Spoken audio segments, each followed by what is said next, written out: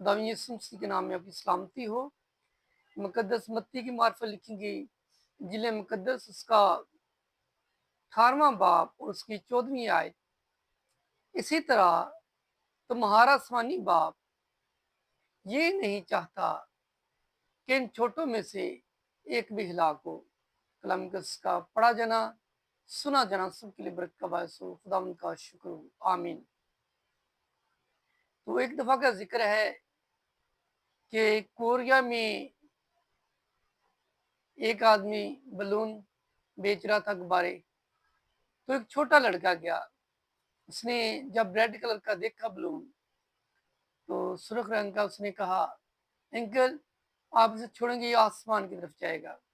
उसने पूछा वो कैसे? उसने कहा क्योंकि जब हम यीशु की मसलूबियत पर, उसके पाक लहू पर, उसके खून बहाने पर, उसके जान देने पर और मुर्दों में से जी उठने पर ईमान रखते हैं तो उसका पाक लहू जो रेड कलर का है, तो ये भी जो बलून है ये रेड कलर का है, ये आसमान की बादशाह में जाएगा।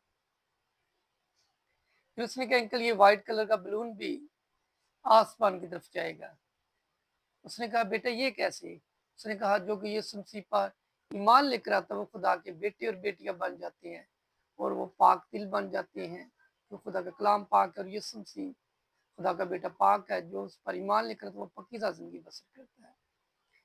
फिर और भी बलून थे। फिर उसने कहा अंकल ब्लैक कलर के बलून आसमान की बादशाह की तरफ नहीं जा सकते, आसमान पर नहीं जा सकते। उसने कहा बेटा क्यों? क्योंकि उसने कहा कि इसका रंग ब्लैक है। आदमी ने वो दो बलून छोड़े, वो भी आसमान की तरफ चले गए। अब लड़का देखता रह गया कि ये बलून भी आसमान की तरफ चले गए, कैसे? ये कैसे हो सकता है? उस आदमी ने कहा बेटा जो बलून आसमान की तरफ गए हैं ये अपने रंग की वजह से नहीं गए, ये जिसके अंदर हवा भरी थी इसकी वजह से।